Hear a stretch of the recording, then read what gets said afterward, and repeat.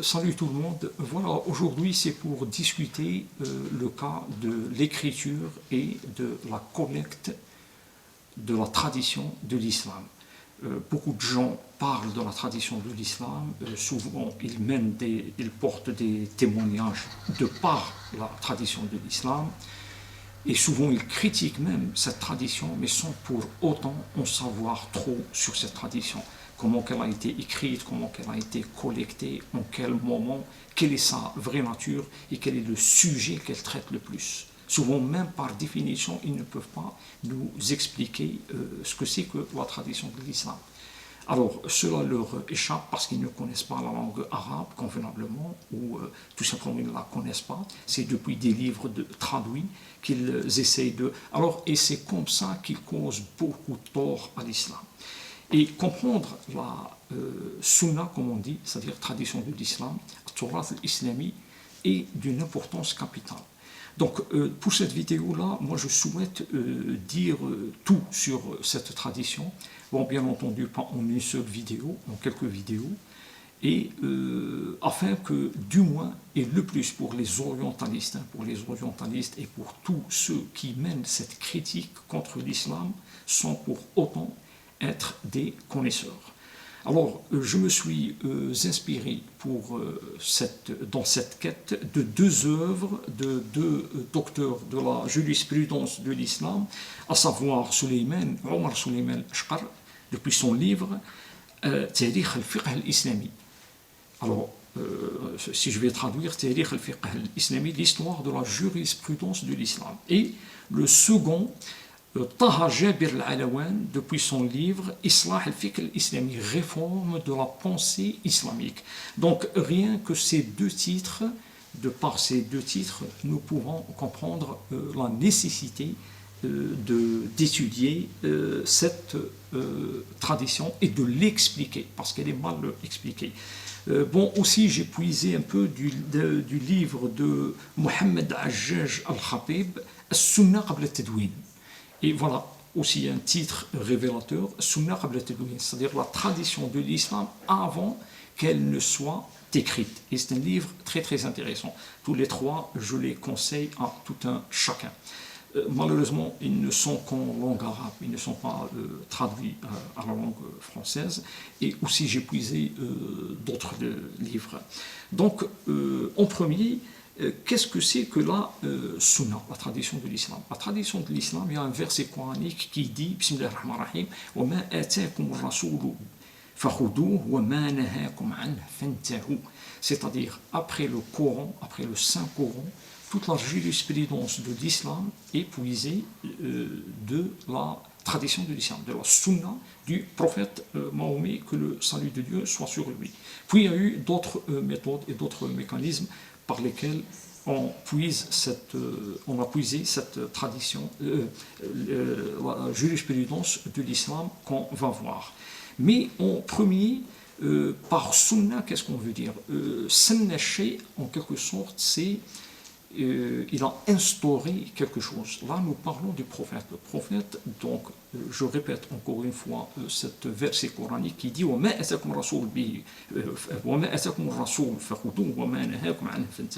c'est-à-dire suivez ce que le prophète a fait et ce que le prophète vous a ordonné et abstenez-vous de toutes les interdictions qu'il a fait. Donc, c'est pour cela que les musulmans puisent de la sunna du prophète une très très grande partie de leur religion. Mais ce prophète a aussi dit il a conseillé à ce que sa tradition, sa sunna soit transmise. Il a dit aussi donc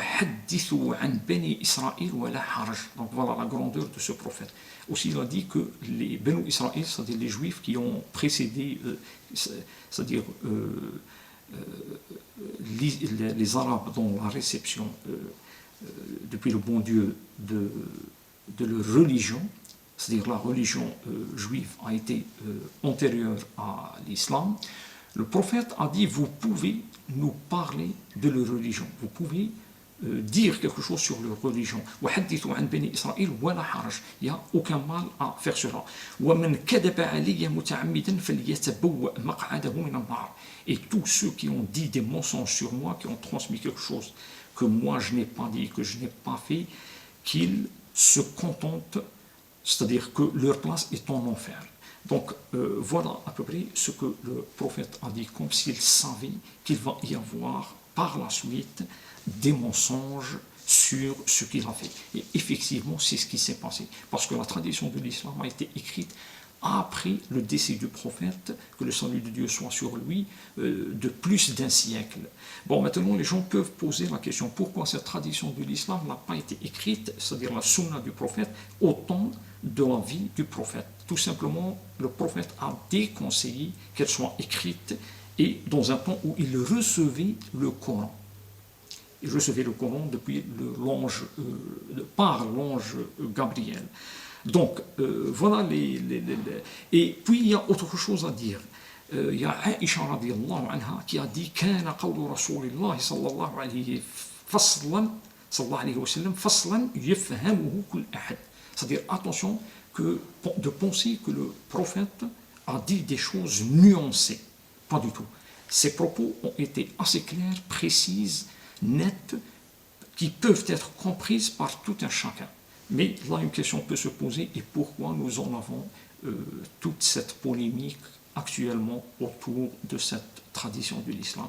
Cela, nous allons le voir. Effectivement, c'est un peu difficile c'est-à-dire, c'est ambigu. Cette tradition, si on va la lire, elle est pleine de contradictions, on va voir pourquoi. Et puis, un autre propos que je vais dire, qui a été dit par le prophète Mahomet, déterminant sa grandeur, sallallahu alayhi wa sallam, comme s'il savait ce qui allait se passer comme problème par la suite, dans notre jurisprudence. Alors, qu'est-ce qu'il a dit? قال صلى الله عليه وسلم نظر الله امرئ سمع منا شيئا فبلغه كما سمعه. C'est-à-dire, béni soit quelqu'un qui a entendu quelque chose que j'ai dit, c'est-à-dire le prophète, et qui l'a transmise sans un plus et sans un moins. Alors voilà, comme si le prophète savait cela. Parce que par la suite, nous en avons eu ces causeries du prophète, hadith al-Rasoul, beaucoup qui n'est pas, sur lesquels les savants de l'islam ne sont pas d'accord. Et c'est pour cela qu'ils les nomment al-hadith al-da'ifa, c'est-à-dire des causeries faibles. Ou l'ahadith al-maghlouta qui est faussé, ou l'ahadith al-mursala, ou l'ahadith al-ahad, ou l'ahadith al-munqati'a, ou l'ahadith al-maghlouta. Donc le prophète, on va détailler par la suite qu'est-ce que c'est causerie. Le prophète, comme s'il savait que quelque chose allait se passer après lui, et il avertit. Donc, نظر الله امرئ سمع شيئا فبلغه سمع عنا منا شيئا فبلغه كما سمعه. Béni soit quelqu'un qui a entendu quelque chose dont on a dit et qui l'a transmis sans des plus et sans un moins. فرب مبلغ أوعى من سامع. C'est-à-dire qu'il peut se trouver que quelqu'un qui va transmettre un message soit plus connaisseur en cette matière que celui qui va recevoir ce message. Et voilà un autre point très très important. Ça c'est le prophète qui le dit. Et il se peut que quelqu'un qui pourra transmettre quelque chose de mes propos, il peut la transmettre à quelqu'un qui soit plus intelligent que lui, plus savant que lui, et qui va la recevoir. Cela est possible, oui. Il se peut que dans les siècles à venir, il va y avoir des fuqaha, des gens très très qualifiés en jurisprudence et qui peuvent recevoir, bon ça s'est passé dans les premiers siècles de l'Hégire, à savoir le premier siècle de l'Hégire, cela s'est passé. Des gens qui ont transmis des propos du prophète à des gens qui sont plus qualifiés qu'eux. Et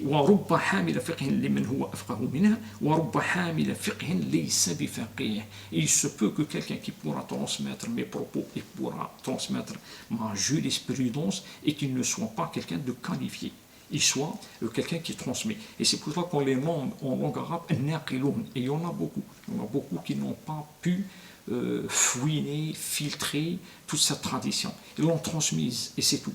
Alors parmi eux, par exemple, il y a Tabari. Tabari, en quelque sorte, c'est le titre live de l'islam. Hein. C'est quelqu'un qui n'a pas, il n'a pas pris la peine il le dit lui-même. Lestu siwa binaqil. Il a transmis. Et quant à. C'est-à-dire, il n'a pas appliqué ce qu'on appelle actuellement, nous, la philologie. Donc, tout cela dit à quel point cette sunna, le prophète savait qu'elle allait être ambiguë, difficile à comprendre, parce que souvent falsifiée. Souvent, et on va voir ça dans cette quête, souvent, le moins que je puisse dire, mal expliqué, le moins que je puisse dire. Et elle donne le radicalisme, l'intégrisme et ces marginaux de l'islam. Tout cela est dû à cette compréhension qui n'a pas été pointue.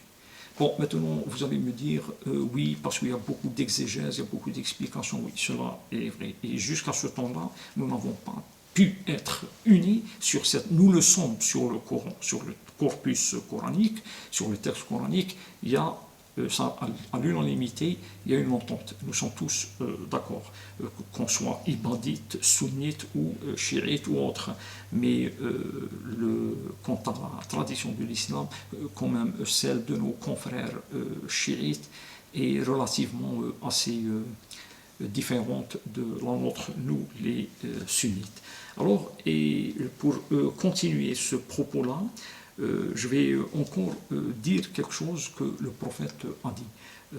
Alors, un des hadiths, des causeries des plus justes sur lesquels il y a l'unanimité, est la suivante. مثلي في النبيين كمثل رجل بنى دارا فأحسنها وأجملها وأكملها وترك فيها موضع لبنة فجعل الناس يطوفون بالبناية ويعجبون منه ويقولون لو أتم موضع تلك اللبنة وأنا في النبيين موضع تلك اللبنة وأنا خاتم النبيين. Le prophète a été un homme humble. En lisant sa tradition, sa sunna, nous ne pouvons qu'être stupéfiés de sa grandeur. Alors, qu'est-ce qu'il dit dans cette causerie? Le prophète dit, c'est-à-dire parce que avant tout, il avait aussi dit les prophètes sont des frères et leur religion n'en est qu'une. Alors, dans cette causerie-là, le prophète dit que mon exemple est l'exemple de quelqu'un, d'un maçon qui va construire une demeure. Et en cette demeure construite, bien faite, bien ficelée, bien décorée, il oublie un endroit qu'il ne complète pas. Moi, je suis parmi mes confrères prophètes qui m'ont précédé, cette partie-là, je suis le complément de cette partie-là, par rapport à ce que a fait mes confrères avant, mes confrères prophètes. Ça, c'est le prophète qui le dit, Mahomet, que le salut de Dieu soit sur lui, et je suis le dernier de ces prophètes. Donc voilà un prophète humble, un prophète qui valorise aussi toutes les religions qui l'ont précédé. Alors, et si on va parler tradition de l'islam, on peut la confondre souvent par la jurisprudence ou par la sharia de l'islam. Au juste, la sharia de l'islam, la jurisprudence, épuisée depuis le Coran et depuis la sunna du prophète. Donc, il y a un problème là de difficulté de terminologie, mais tout se joint. Et alors, et si on va donner une définition de M. Taha Jabr al-Alawan à cette sharia, الشريعة هي الدين المنزل من عند الله. أما الفقه فهو فهمنا لتلك الشريعة. Donc, la sharia, c'est cette religion que nous avons reçue de par le prophète et qui est divine. Mais al-fiqh, la jurisprudence, c'est notre compréhension à cette sharia. Et en cela réside tout le problème de toutes les religions. C'est la jurisprudence dans toutes les religions. C'est ça. C'est comment on comprend ces religions. C'est cela qui pose le problème. Et c'est cela qui est à l'origine des radicalistes et des fainéants qui portent à la légère leur religion. Donc, أما الفقه فهو فهمنا لتلك الشريعة واجتهادنا فيها. j'ai oublié sur c'est tous les efforts que nous faisons pour bien la comprendre. Parce que par la suite, il y a eu, par exemple, dans la sharia islamique, bab al-ijtihad, comme on dit, c'est-à-dire l'effort que les savants par la suite vont le faire pour résoudre certains problèmes dont ils ne trouvent pas leur solution dans le Coran et dans la Sunna. Donc il y a l'ijtihad, il y a d'autres méthodes que nous allons voir. Donc, فهذا العلم, c'est-à-dire أصول الفقه, هو مجموع طرق الفقه على سبيل الإجمال وكيفية الاستدلال بها وحال المستدل بها. C'est-à-dire cette quête-là, c'est-à-dire de le fiqh, c'est notre compréhension à cette religion et comment on peut résoudre les problèmes, nos problèmes, comment on peut en puiser de cela la conduite à tenir envers tous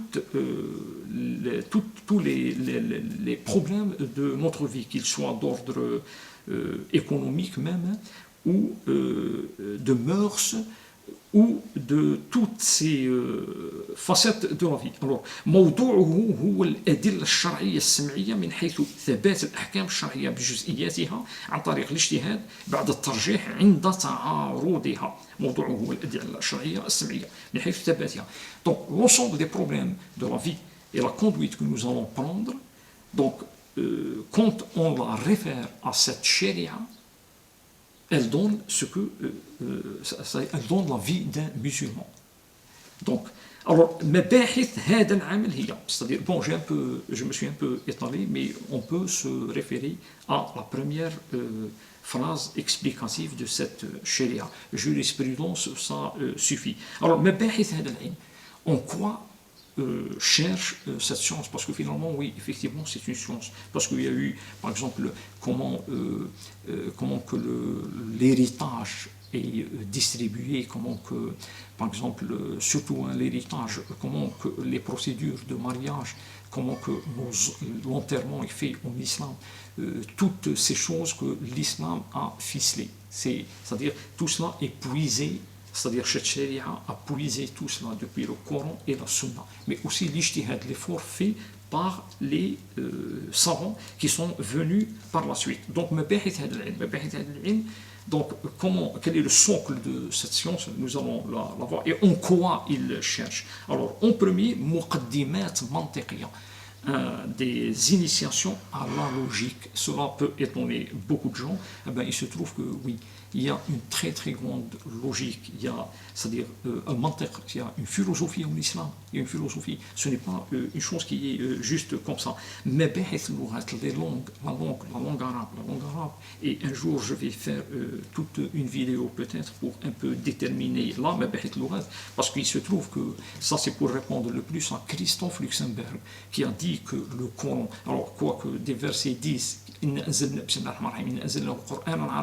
Christophe Luxembourg dit, et c'est un prête-nom, ce n'est pas son vrai nom, parce qu'il s'agit là quand même là de quelqu'un qui connaît très très bien la langue arabe, sûrement c'est un arabe qui a porté une critique en disant que le Coran a des origines syriaques, et ça c'est faux. Il y a, excusez-moi, j'ouvre là une parenthèse, il y a Ali Mansour al-Kiyali, un Syrien, un savant de la pensée islamique, qui a très très bien répondu à Christophe Luxembourg en lui déterminant que cela est faux. Le Coran est arabe. Alors, et puis, al-awamir wa nawahi, c'est-à-dire les interdits et les revendications. Al-umum wal khusus, tout ce qui est général et tout ce qui est spécifique. Al-mujmal wal-mubayyin, les sujets dont on a parlé en grosso modo et ceux dont on a détaillé. Al-nasakh, l'abrogation. Al-af'al al-khassa bihi sallallahu alayhi wa sallam wa dalalatuha, ce que le prophète a fait et le sens de ce qu'il a fait. Al-ijma', c'est le consensus en quelque sorte. Al-qiyas, c'est souvent quand on trouve des sujets nouveaux, récents, dont le Coran et la Sunna, qui n'étaient pas de l'époque du prophète Mahomet, que le salut de Dieu soit sur lui, et qu'on voudra résoudre. On va les résoudre parce qu'on appelle al-qiyas. En quelque sorte, al-qiyas, c'est les mesures. On va mesurer ce problème par rapport à un problème qui soit proche et qui sait pas, dont on en a un texte qui le détermine et on va et puis parce qu'il y a eu des contradictions. Donc ça aussi, il va le fiqh islamiste, c'est-à-dire la jurisprudence de l'islam, voir dans tout ce qui est ta'arud, parce qu'il y a eu des madhahib par la suite. L'ijtihad ou le taqlid. L'ijtihad ou le taqlid, c'est généralement souvent quand on suit à la lettre ce qui a été fait par les savants qui nous ont précédés. Mais l'ijtihad, c'est là où on fait un effort pour trouver une solution nouvelle. Al-adilla al-mukhtalaf fiha, bien sûr. Al-adilla al-mukhtalaf fiha, souvent les définitions, les déterminations, les résolutions qu'ont trouvées les savants de l'islam sont sujets sont remises en question par les uns et par les autres. Les solutions et le travail de certains, l'ijtihad de certains est remis en question par les autres et le travail de certains est remis en cause par les premiers. Excusez ce langage un peu farfelu. Donc voilà les sujets en lesquels que les sujets que la jurisprudence de l'islam traite. Donc, quand même, c'est compliqué. Quand même, ce n'est pas facile. Quand même, c'est profond. Donc, ça nécessite des années et des années de travail. Bon, il y a des docteurs d'État en pensée islamique et en jurisprudence formés actuellement dans ce siècle-là et même dans les siècles passés dans les universités. Et ça leur prend tout un temps. C'est pour cela que voilà que le prophète a dit et souvent certains qui quand même parlent dans certains sujets de jurisprudence ne sont pas assez qualifiés. Les fuqaha ne sont pas vraiment qualifiés. Mais même les fuqaha de l'islam, tels que ceux qui sont les plus connus, Imam Malik ou Imam Shafi'i ou Abu Hanifa par exemple et Ibn Hanbal, il y a eu une remise en cause de leur œuvre. Imaginez-vous, les uns ont remis en cause le travail des autres. Donc, quoique ces gens-là sont quand même les plus connus et ils sont presque vénérés par les musulmans parce qu'ils ont très très bien détaillé la problématique de cette sharia. Par exemple, moi je parle depuis mon pays là, nous sommes des Malikites, nous suivons le madhab al-Maliki, nous sommes des sunnites Malikites et dans certaines régions dans le Moyen-Orient, ils sont Hanafites. Donc bon, ça c'est juste un titre d'exemple, mais pour aussi éclairer cela, un littéraire inconnu avait dit un propos que j'avais mentionné sur papier et qui explique très très bien la difficulté qu'il y a dans la tradition de l'islam et peut-être dans toutes les autres religions. Alors qu'est-ce qu'il dit? إن أهمية المعارف التي يمكن استقاؤها من الكتب لا تنبع من محتوى هذه الأخيرة نفسه بل تنبع أساسا مما ينجح القارئ في أن يكتشفه فيها من جديد لنفسه. C'est-à-dire l'enseignement que nous trouvons dans les œuvres, dans les livres, en réalité presque comme s'il n'est pas dans ces livres-là, mais il est dans notre compréhension et dans ce que nous pouvons puiser et déduire de ces livres-là. Un autre aussi littéraire inconnu, je vais dire ce qu'il a dit et qui s'applique à 100% à cette quête que je suis en train de faire. أن تعرف شيئا ما جديدا مما يقوله الآخرون لا يعد نجاحا كبيرا ولا خلقا. فالنجاح والخلق هما حينما تتوصل بنفسك وأنت تتصفح أوراقا قديمة إلى اكتشافات جديدة. C'est-à-dire, si tu vas puiser quelque chose qui a été déduite par l'écrivain dans son œuvre, il se trouve que cela n'est pas grandiose. S'il y a quelque chose de grandiose, c'est que tu trouveras et tu déduiras quelque chose depuis un livre que tu as lu et que peut-être même l'auteur de cette œuvre ne l'a pas bien détaillé autant que toi ou ne l'a pas découvert autant que toi. Et ainsi soit le cas de la tradition de l'islam. La tradition de l'islam cause beaucoup de problèmes actuellement à cause de son interprétation et qui est assez différente et souvent des très très mauvaises interprétations. Des gens qui vont lire un verset ou une causerie du prophète et qu'ils l'interpréteront mal. Parce que, comme j'avais dit, parmi